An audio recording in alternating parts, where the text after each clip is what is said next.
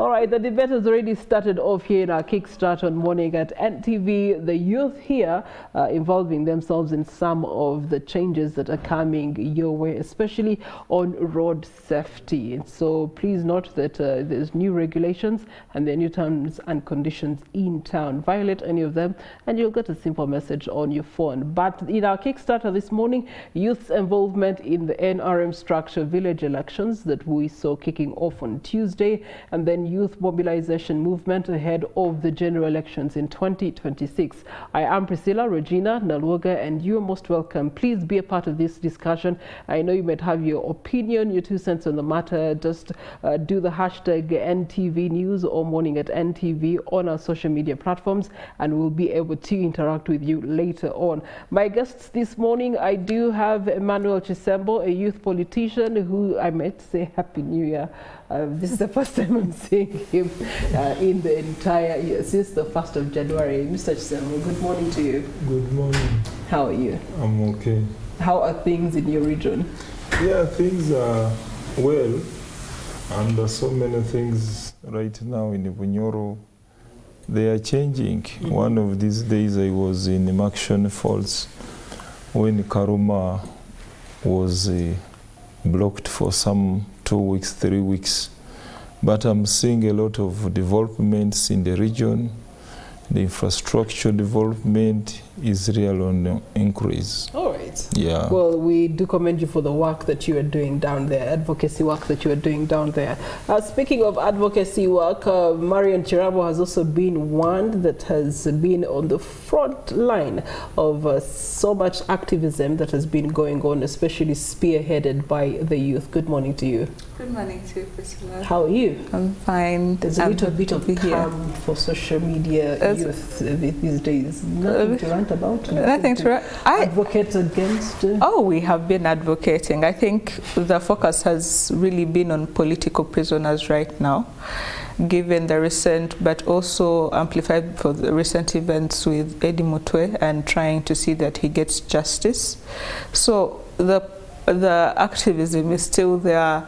Young people are having protests. They are not as massive, but any person who can do whatever they can do in their own little space, 3 people who can go and march and show their disdain and condemn the brutality that is happening against fellow young people and also other political actors in the space. So we will continue advocating and fighting. And we hope the rest of Uganda joins us. All right. Eventually. We also do have NRM Youth League member Sam Okot Oloa. Good morning to you, sir. Good morning. How are the youth in the NRM League? Thank you very much for having me. First of all, I identify very much as a Pan-African and also a generational agent for our league. And I believe that we are here basically to update from the different fronts of the generational mission, be that of different parties. NRM is fine. I just came back from my village at the topmost part of the country. Where's your village? Lamore district. All right. I was actually very close to the border, and the elections indeed went well. And I am also a newly elected Secretary of Finance in my little village. Up country. So it's a great pleasure. We're in jovial moods, and we are also in a dynamic moment. So looking forward to an active season, but also engaging and inserting our generation into the politics through this cycle. We are really excited. All right, we'll start with you. Could you give us an overview of the NRM structure village elections and this village structures? What are they intended to serve? What's their purpose? And overall, we want to hear from you. How did the elections, especially in your sub-region, go by and large? All right, thank you very much. The village elections mean a lot to the NRM. This is part of the original ideology that was set out by the president as a chief ideologue way back from the Bush, and even in his days in Uganda Patriotic Movement, that the governance of our society, the highest and most powerful unit should be the local people. And in Uganda, above family, the most local unit is indeed the village. And so this has been a policy before the 2005 multi-party democracy. It was Revolutionary Council 1 and currently Local Council 1 level. Within NRM, we also have our village elections that is supposed to develop NRM leadership within the structure or the institution of the village. This week we had elections where we had LC1 primaries. We also had election of special interest groups within the village, and it is through that vehicle that I also entered my village politics. The intention, of course, is to, and you could really see it, we play a lot of politics here at the national level, but most of the problems, the dispute resolution, the aspirations are really handled at a local level. Uganda is a blessed country, meaning if families and villages are organized, they don't really need much more. Okay. So I really believe that unit of society means a lot to NRM, and us who are coming into the next generation, we intend to uphold it by being present. Even if we are Kampala born and bred and thriving, we have to go back and be part of our community, because that unit means a lot to our party. All right, and your overview of how the elections ran? The elections were, in my particular polling station, there was no problem at all. It was a smooth process. The material arrived on time. Yes, we had you started at the right time. I picked the nominations a week ago. I did my campaigns. It was peaceful, no conflicts. On the morning of the election, we had a village bazaar, and then we also lined up, campaigned to the village people in the language they understand, and we did the elections. That said, it is not that there were no issues. This is a democracy, and democracy has two key pillars: participation and contestation. And contestation, you're dealing with different types of characters. So across board, across the country, you will have seen instances of fights, instances of misguided energies, and issues of technical issues. This is part of in scientific process. It is not negative. These are issues that you rectify two ways. One, by having the guidelines. So the guidelines set up the system. Secondly, we rectify by having good values. All right. You mentioned that there were some issues. What were those particular issues? Well, you'll notice that there were issues with, first of all, registrars. There were issues, technical issues, let me say, issues of the paper. This is partly because of the size of the party. We are dealing with a register of 20 million people. Yeah. And NRM is not a very rich party, though people would say otherwise. And so we have to also struggle in that regard. And you saw the president in his very own missive after the village elections. There are also issues in his village, but also there were issues of conflict, which are normal in politics, of conflict. So as a party, I think that is part of expected challenges. NRM is scientific. I believe most of 99.9% were resolved, and we move on to parish level. Okay. All right. Marion, Kirabo, you were able to observe some of these elections in different areas. You were able to see the news here and there and read about the different outcomes. What is your say? What do you pick out from the picture that you saw through your eyes? I think to me it's not very much different from the chaos of 2021, given the general picture of the campaigns in general. I'm not only talking about the NRM primaries, because that's just a little part section of the overall process that is taking place right now. The village primaries or village NRM primaries seem to be chaotic. at least from what I've seen. Of course, as an NUP member, we do not, I have not really followed it closely, but at least from the feedback that we're getting, it's quite chaotic.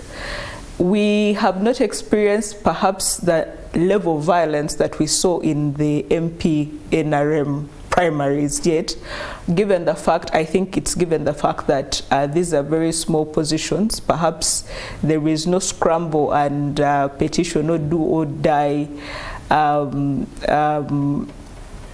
politics because of the benefits that come with these positions. Perhaps there's not really a cash grab going on or people fighting, because we must admit that some of these political positions are very lucrative for people. And given the fact that we are at the stage where, let me say, for example, 70% of this population are youth, but 60% are unemployed. You need to put that you need to factor that in. But also, I think for me that has become very interesting is the fact that even for these positions that we see perhaps there's no financial benefit, there seems to be, because for me, I personally have witnessed an LC1 election whereby the candidate spent over 5 million, and then I kept on asking myself, but why? And he did that so that, you know, people line up behind him. He has like over 300 voters as compared to his opponents. But what I was asking myself is, what is so much in this position that you have to spend 5 million on mobilizing people and all? But I think it goes to show you the cost and the real issue that we have in this country. The cost of elections has become so high that unless you put in money, people are not going to show up for you. I think it also speaks to the apathy that people have, whether these positions mean anything, whether they really advocate for their voices and any policy changes, or whether they even affect their lives. So the participation, I would say, in this election comes really from the amount of money that he claims that it's not a rich party, but it's quite rich compared to the rest of us.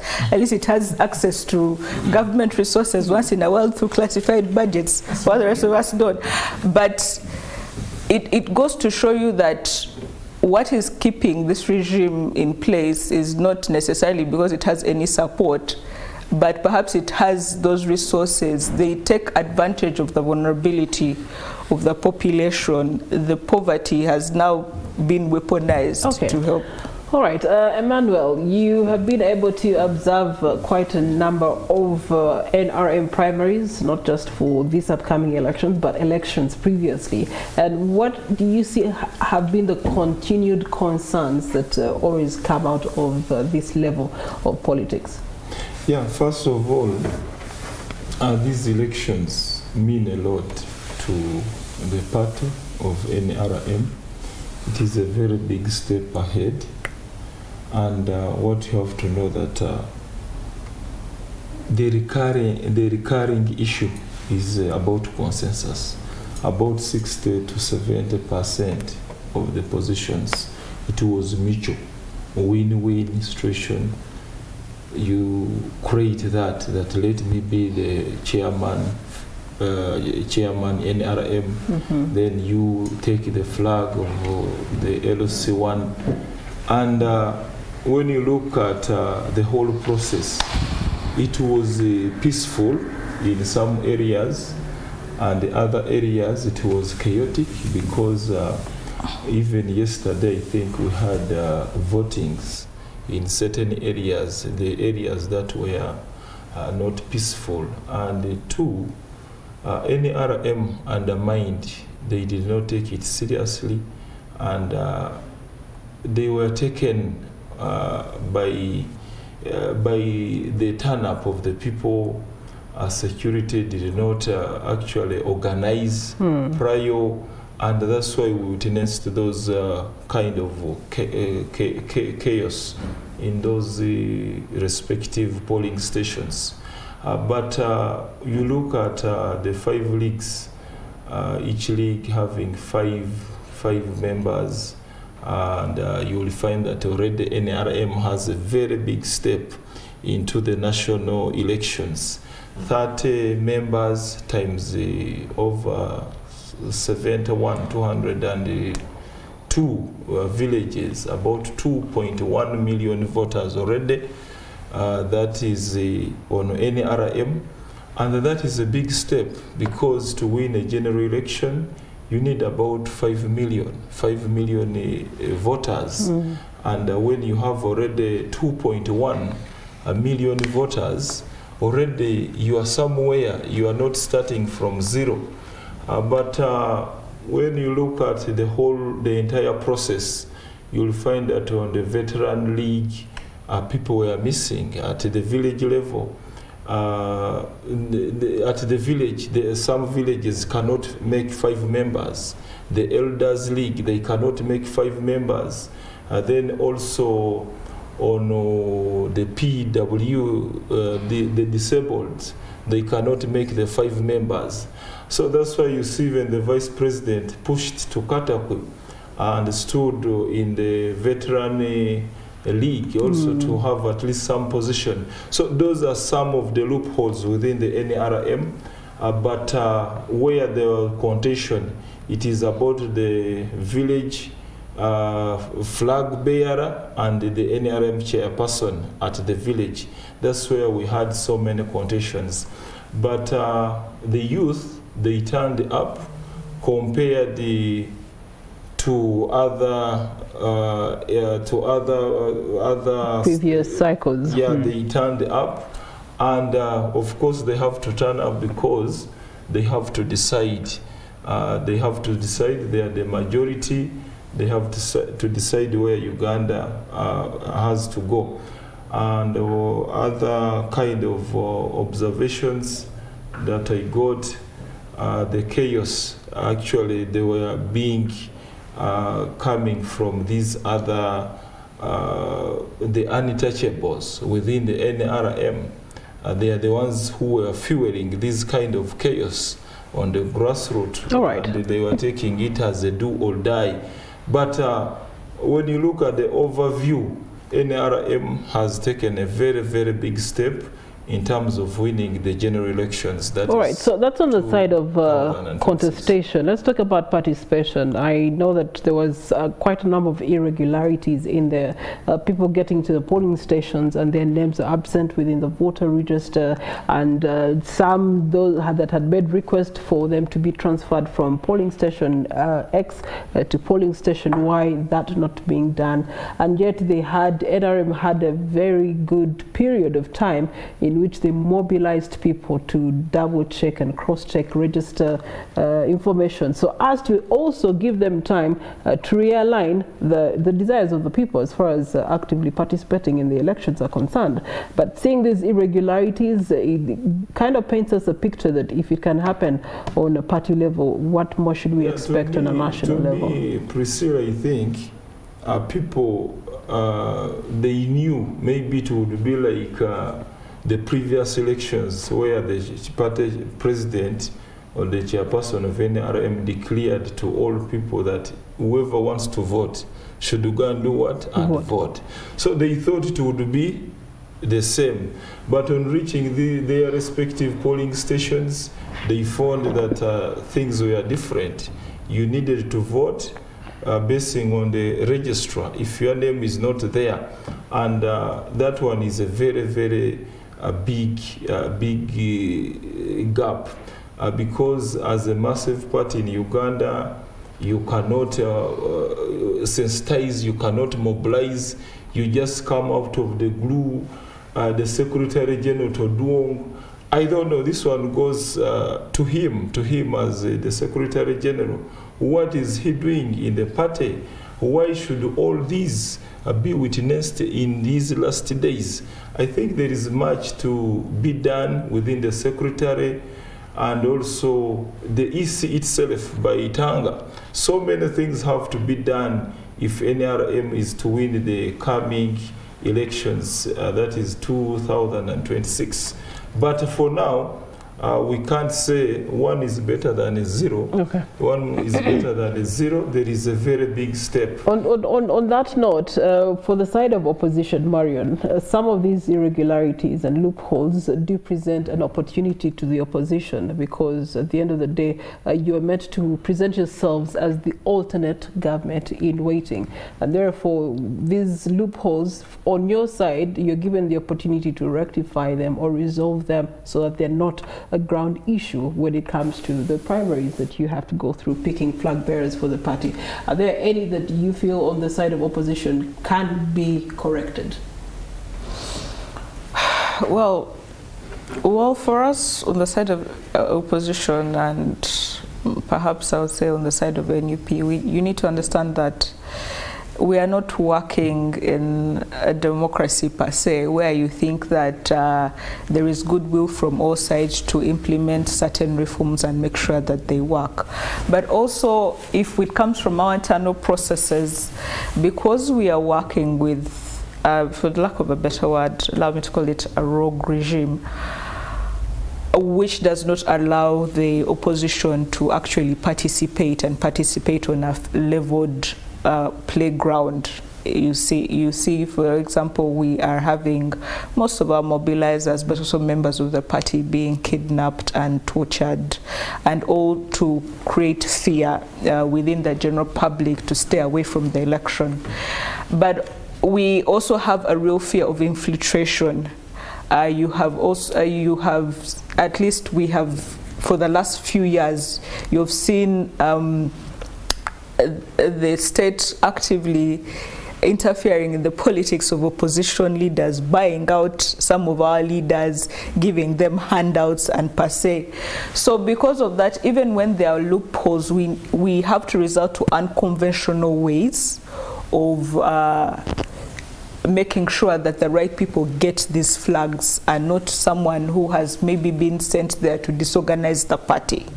So that is why you say, for example, in NUP, we have a committee that sits down and compares all these candidates to see who is the best one. All that is to protect the integrity of the party and make sure that it weathers the storm and does not face the challenges that are taking place in FDC right now, the challenges in DP, where you wake up and people that you voted in have betrayed the party and the integrity of the party and have crossed over.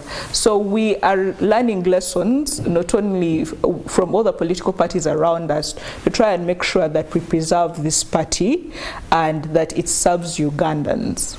Youth involvement in the structure of village elections, Sam. How would you weigh in on that? There's quite a number of young people who maybe turned up in most areas. What's the translation of that when we ask ourselves, are the youth really actively engaging in democracy? Yeah, indeed we, as my colleague Mr. Kisembo highlighted, we had a big turn-up of young people in these elections, largely upcountry. That has always been NRM territory, not because of any reason, but ideologically. Again, from the foundations of the party, we were founded on organization. This is a party that, even during the fight, used to go and do civic and ideological training in villages. And so naturally, our fabric is very entrenched to reach each and every single village. So there's nothing to discuss about youth participating in villages. They have always done so. The interesting one would be in the urban areas. Indeed, because of the NRM successes of peace and other factors, basically the foundationals, we had a big crop of urban youth, educated, unemployed, and of course this is the wave that brought about our opposition. That is why he switched from a ghetto president to the official opposition president, because the ghetto became much more pronounced in our politics. And so it is interesting that we are having more youth, especially in what we call central urban areas, coming back to NRM. And I think this speaks to the rigorous activity. Indeed, the election of 2021 was a wake-up call for NRM, that there's a bulge that needs to be dealt with in terms of the developmental cake. And a lot of activities has gone towards that. A lot of development funds have redirected, and so it is not a surprise, and I believe it will reflect in the general elections that the youth, especially in urban areas, are moving back towards the national resistance movement. All right. That's on the side of them participating and coming to the polls to exercise their democracy at party level. Let's talk about those that contested. The Daily Monitor this morning does not reflect what we want to see. You're seeing veteran, veteran, veteran, veteran, veteran, as veteran, veteran, veteran, veteran. Even the losers are veterans. What does this speak in terms of the mandate of the national resistance movement to bring the youth to the forefront of democracy and politics engagement? I think the national resistance movement, frankly, has unmatched levels of youth. So politics is what the party owes to the youth is to create space, one, for civic training, and that we try to do to the best of our capacity. In terms with the available facilities at Chankwanzi and within the party structures. So to platform different youth. Now, depending on your talents, capacities, some of the, of course, there's more cash concentration in the older generation, but there's also more wisdom and other things. So some of the factors as to why you rise depend on you as an individual. I'm glad that you brought up the cash issue, Mr. Kisembo.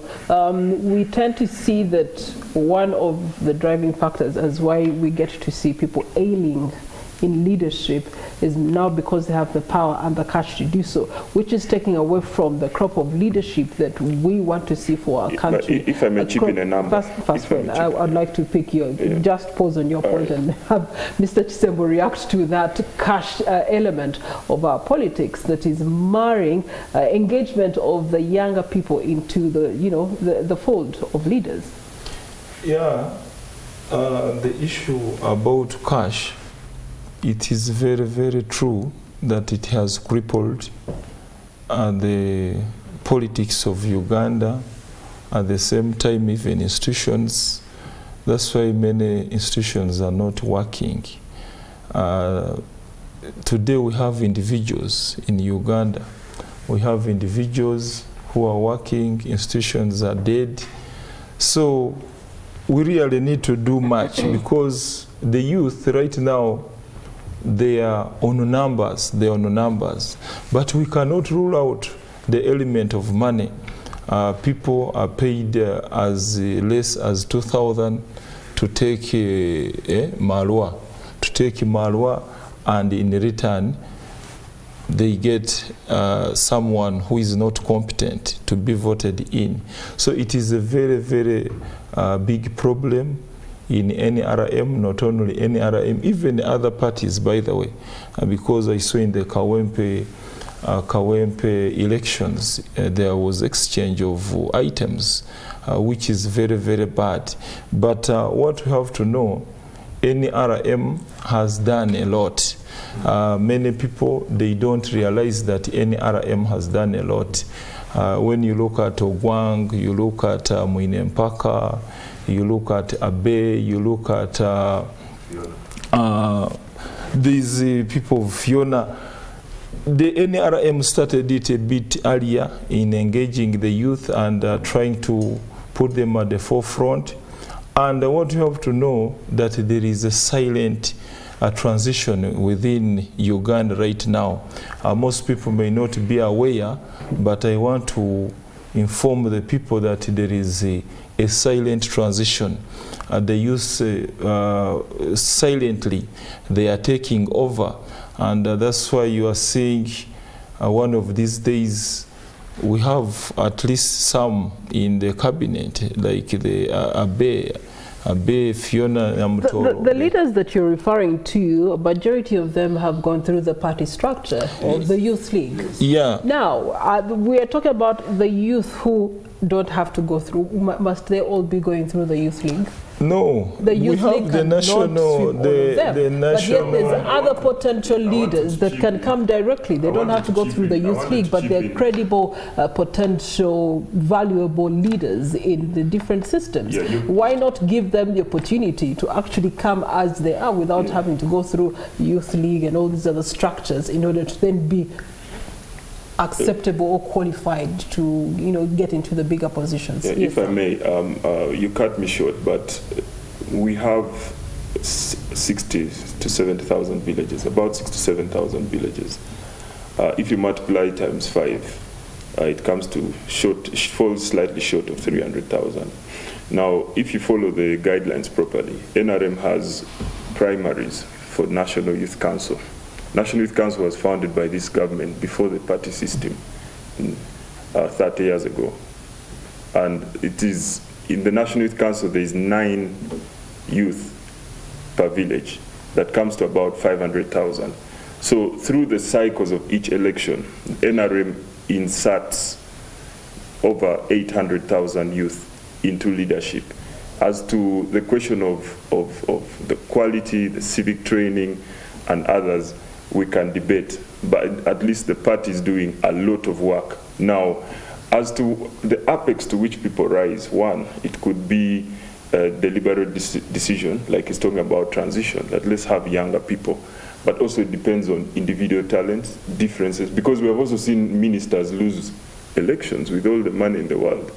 And so, but at least at the base level, I can take it to the bank or bring it to any party to match NRM's prowess in terms of grooming young people in this country. Okay, Marion, in that stance, what is your take on Well, I think it just goes to show you the biggest issue in NRM, and it's the issue of transition, because they will perpetually see young people as mobilizers. You will only aspire to be the village leader, but you can never be at the helm of the party, or you can never contest against the party president to represent NRM as the flag bearer of the party. So for me, it just goes to speak to you transition. There is no space in the NRM for young people.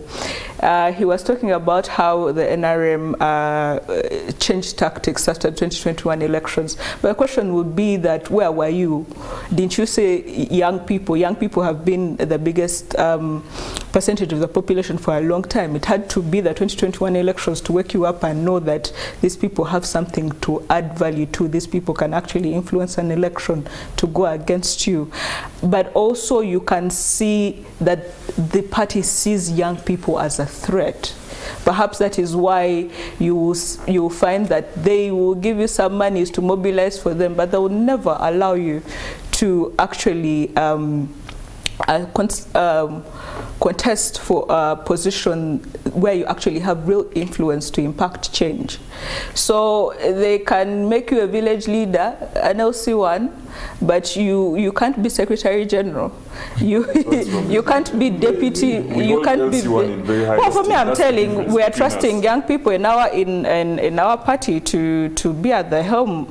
Most of the candidates we have are young people running for high positions. But if you look at most of the people that are participating for MP in the national, the NRM, most of them are veterans, like you say, winners or losers. You get. All right, still keeping it to the subject matter of, you know, cash influencing and driving politics, especially for our democracy. We look at a stage where politicians were using cash, or, you know, cash-like items to be able to sway the vote to their side.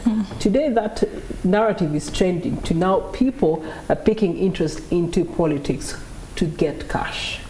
Especially the young people, they are getting involved in politics because they have seen, you know, thanks to the veterans, that hey, we can actually go in here and make money. Get in there and get the millions of money on a monthly basis, get the, you know, supplementary and you know, back end cash here and there, and that is giving us a terrible future to look forward to, because then it removes the element as to why they are intentionally getting into these positions, to create an enabling environment for service delivery, among others. Yes, I agree with you that it's a very sorry state of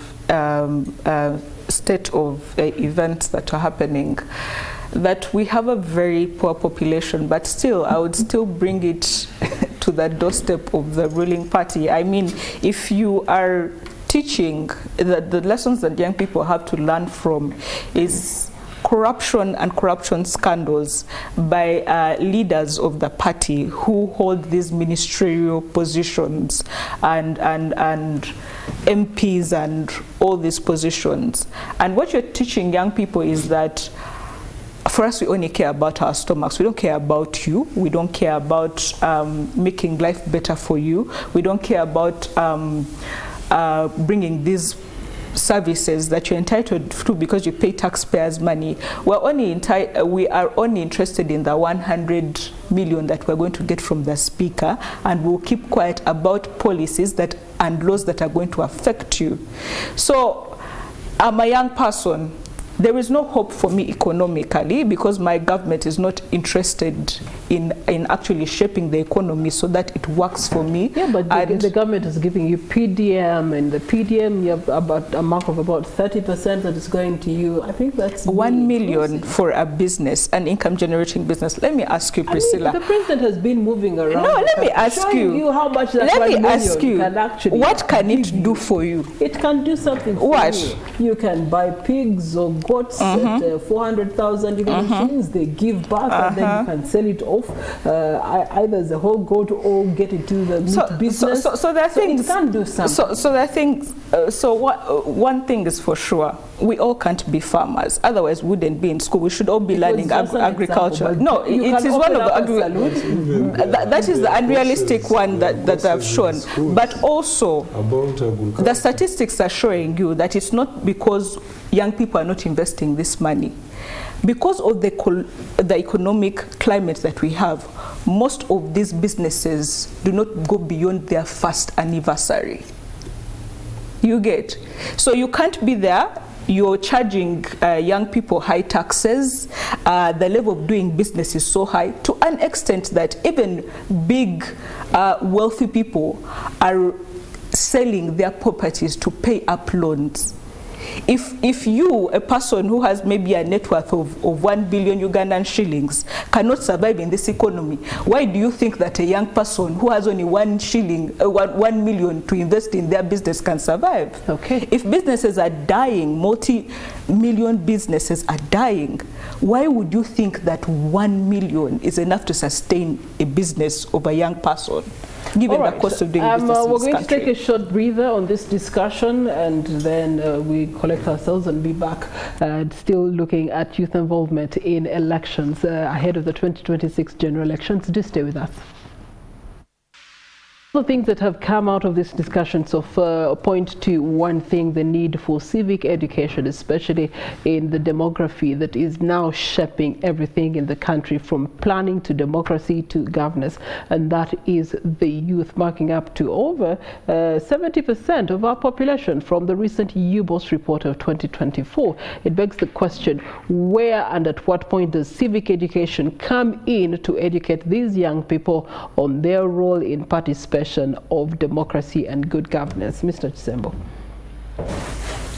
Yeah, first of all, what we need to understand that this government has really done a lot. Wherever there is success, there are challenges. First of all, the youth, their lives are at peace because of the current healthy sectors which are there. So we have to actually give that thanks to the government. Once the youth lives are spared, then now we have good universities every time, and then every year we have graduations from different universities. So I want to tell the people that government may not really absorb all these people. We have over 700 jobs, that is to the civil service, only 700,000. And when you look at the number of people who are graduating from universities, from vocational schools and other institutions, you find that the number is too high. All right. And another issue is about the youth. These youth in urban areas, they tend to be at the forefront. Because they are from universities and other institutions, they are in urban centers like central Kampala, they think they are the only youth. But what I have to tell Ugandans, that we have youth in the village, in rural places.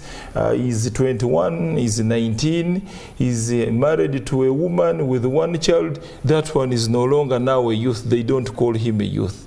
But what I want to appeal to my sister, that we have so many youth that is in the village who are 21 and 19, they are married, and you don't look at them. So where should they be getting the civic education?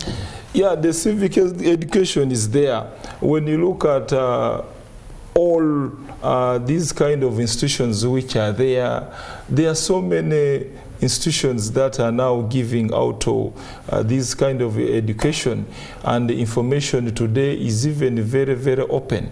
Like I can go to social media, I can go and Google and get some clips about education. It is all about morale, motivation, and you move into a person like me. You may find what I have accumulated. By the way, I may not go into that. I started with 5,000 shillings. 5,000 shillings. So when you look at the 1 million, so I look at it. This is to say that civic education is all around us now more than ever. Yeah. All right. Let me turn to Sam. The general elections are around the corner, and as much as different parties are preparing themselves to now actively participate in the 2026 general elections, we see them as a benchmark for the youth claiming their space into the political arena, this time with a lot of relevance, either as contesting or participating actively. But it also begs the question, are we truly prepared as young people to participate and be able to change or contribute to the change that we want to see in our country in the different capacities? Thank you very much. And this comes in the segment of civic education. I believe that is the software that you're inquiring about, whether we have it.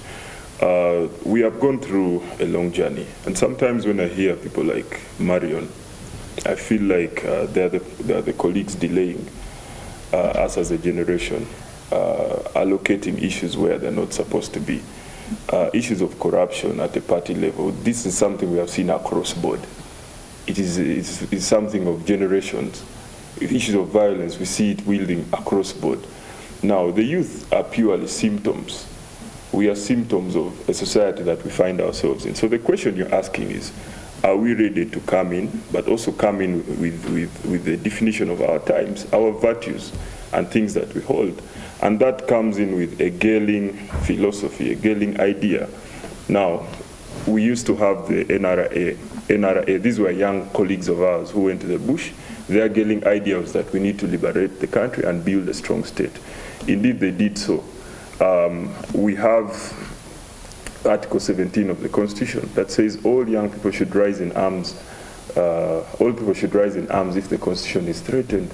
This was their idea of the time. But now you see, it's no longer an issue of arms. Okay. It is now rising up for other strategic issues of economic security, etc. Now, when we talk about, if I may, the journey of civic education, we used to have political and civics in class, but in the aftermath of 2006, when we had the multi-party dispensation, subject to reports from opposition that NRM was wielding this tool for indoctrination of young people into the party, we were forced, arm-twisted, to remove political education from our classes. And of course, our last kicks of a dying horse were the patriotism clubs. And look at what impact it has had. Yes, we have had a ripple, but opposite. We are trying as a party with the patriotism clubs. Yeah. We also, of course, it's national, the Nali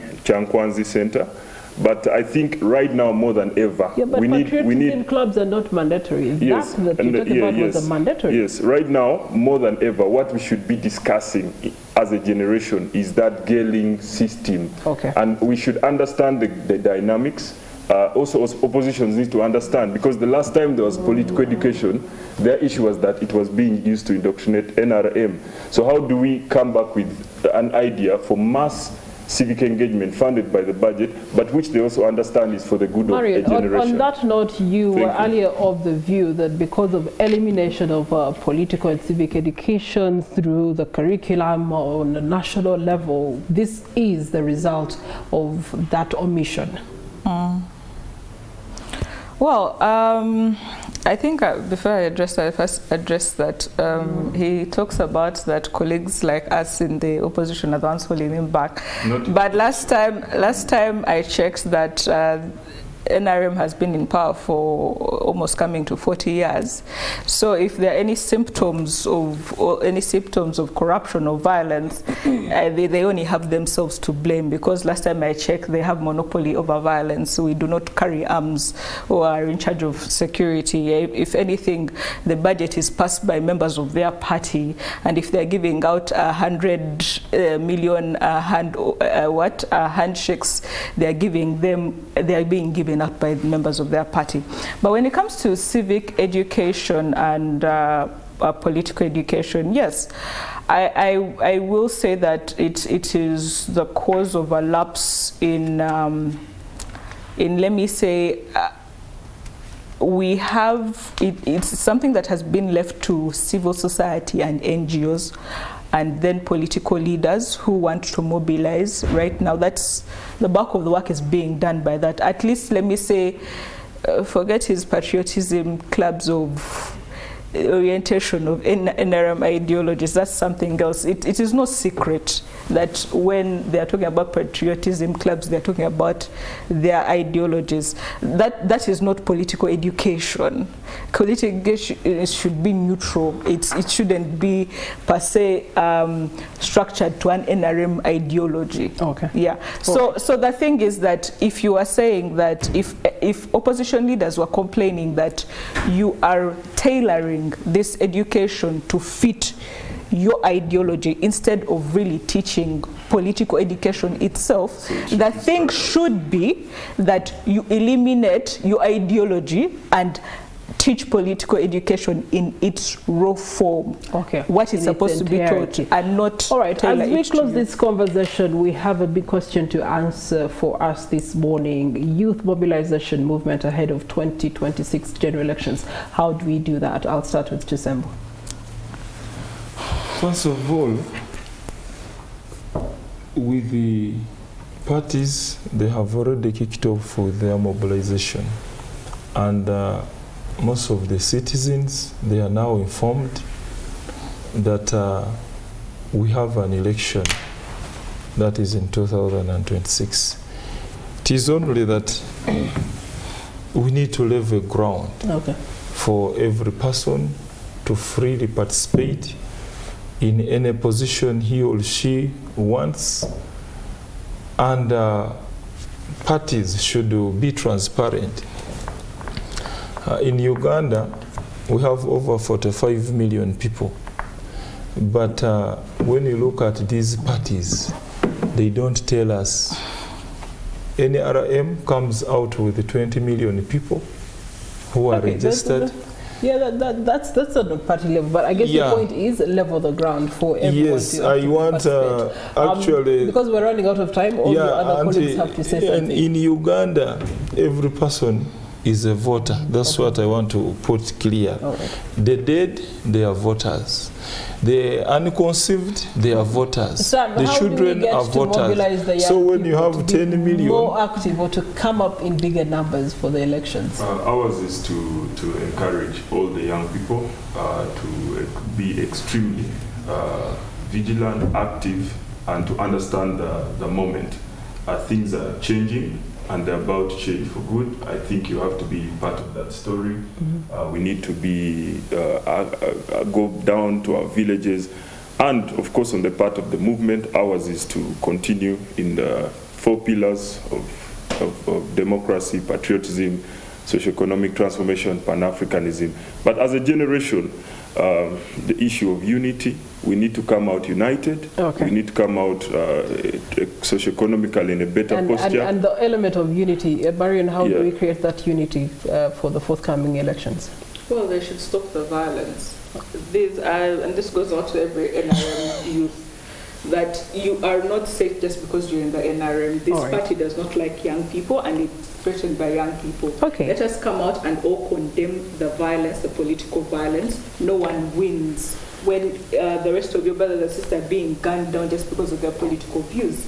We should all come together as youth of this country, irrespective of party, and condemn the violence and the torture and the brutality against all Ugandans who share different political views. Gentlemen and ladies, thank you so much. My time is fast spent, but take homes is, of course, level the ground, especially for young people to be attracted into participation and contestation ahead of the general elections. And unity should be across the bar, but of course, end violence, because human rights violations are not a very good picture for a country moving forward. That brings us to the end of this discussion.